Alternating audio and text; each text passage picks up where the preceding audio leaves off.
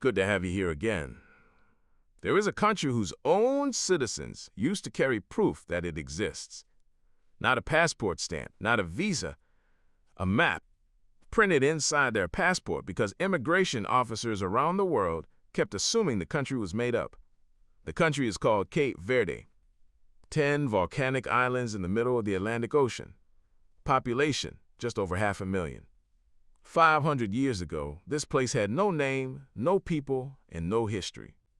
Today, it has a language no one else speaks, a music genre recognized by the United Nations, and a football team that, in the summer of 2026, walked onto the same World Cup stage as Lionel Messi. How does a place that didn't exist become a place the world had to be convinced was real? Cape Verde sits roughly 600 kilometers off the coast of Senegal in the central Atlantic.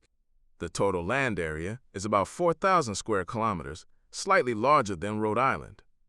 The oldest island, Sal, formed from underwater volcanic activity roughly 15 million years ago. The youngest parts of the archipelago are barely a few million years old. Geologically speaking, these islands are still being made. The climate is harsh. Only 4 of the 10 islands can support meaningful agriculture. Fresh water has always been scarce. And for most of human history, that scarcity meant exactly one thing. No one lived here.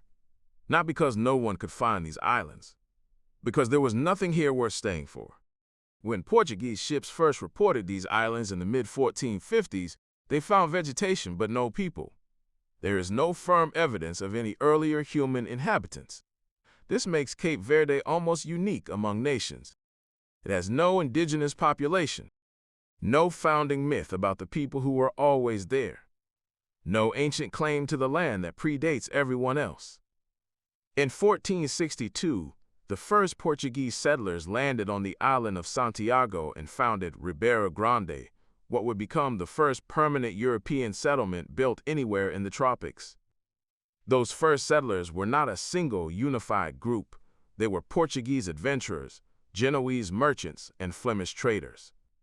People who, for very different reasons, had nowhere else to go.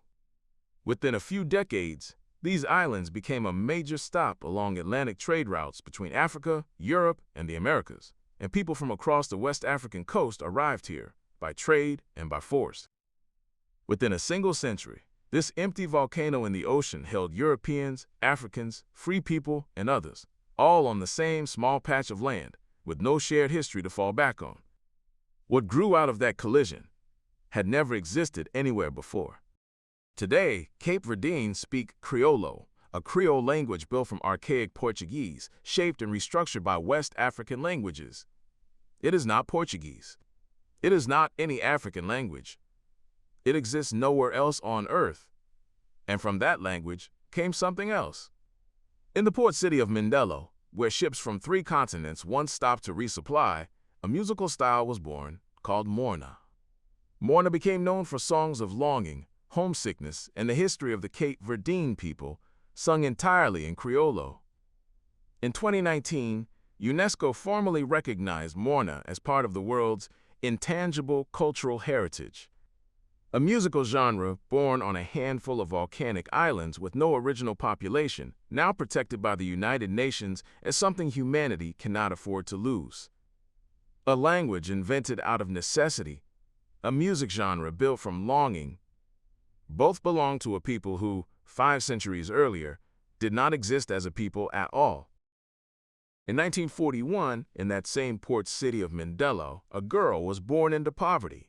Her father, a violinist, died when she was young. Her mother could not support her alone, and by the age of 10, she had been placed in an orphanage. By 16, she was singing in sailor taverns, performing barefoot, because she had no shoes, and later because she chose not to wear any, a quiet statement about where she came from. Her name was Cesaria Evora. For decades, she sang in small bars for sailors passing through, paid mostly in drinks and small tips. She was nearly 50 years old before the world outside Cape Verde ever heard her voice. In 1988, at 47, she recorded her first international album in Paris. By 1992, her album Miss Perfumado made her an international name. In 2004, she won a Grammy Award. She sang almost entirely in Criollo, the language built from nothing, on islands that began with no people. And through her voice, millions of people who had never heard of Cape Verde heard it for the first time. There's a story Cape Verdeans still tell. For years, when Cape Verdeans traveled abroad, immigration officers often didn't believe their country was real, so their passports carried a printed map, just to prove it. After Evora became known around the world, that started to change. People began to recognize the name of the country because they recognized her voice. A woman who began with nothing, no shoes, no recognition, no inherited fame, ended up doing something no army, no treaty, and no government had ever fully accomplished. She made the rest of the world believe her country was real. Here is something that makes Cape Verde almost impossible to compare to any other nation. Drought and hunger pushed Cape Verdeans to leave for generations. Whaling ships would stop at the islands for supplies and take sailors with them when they left. Today, of more than 1 million people of Cape Verdean descent in the world, only about a third actually live on the islands. Roughly 500,000 live in the United States alone, concentrated in New England, Boston, New Bedford, Providence. Large communities exist across Portugal, France, the Netherlands, Italy, Senegal. And yet none of them stopped being Cape Verdean. They carried the language, they carried Morna, they carried the islands with them, wherever the ship happened to stop. This is, in some ways, the truest definition of what Cape Verde actually is. Not a fixed place on a map. As one of the country's own poets once wrote, Cape Verde is a tree planted in the middle of the Atlantic, whose branches have spread out across the entire world, each leaf a child who ventured far in search of a better life. On October 13, 2025, Cape Verde defeated Eswatini 3-0 to qualify for a World Cup for the first time in the nation's history. They arrived ranked 67th in the world, placed in a group with Spain, Uruguay, and Saudi Arabia, 3 nations with vastly more players, money, and football history. 3 matches, 3 draws. Cape Verde finished second in their group, becoming the smallest nation by population ever to reach a World Cup knockout stage in their very first appearance. The squad that achieved this includes players born not only on the islands, but in Portugal, France, the Netherlands, and the United States, the same diaspora that has carried this country's identity around the world for over a century.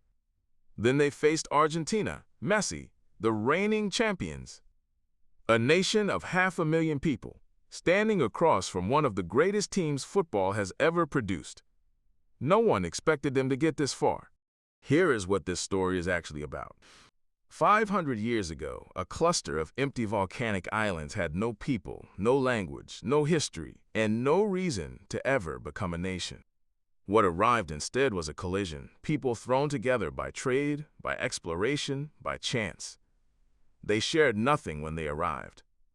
So they built something new, a language that belonged to no one before them, a music genre that the United Nations now protects as part of humanity's shared inheritance.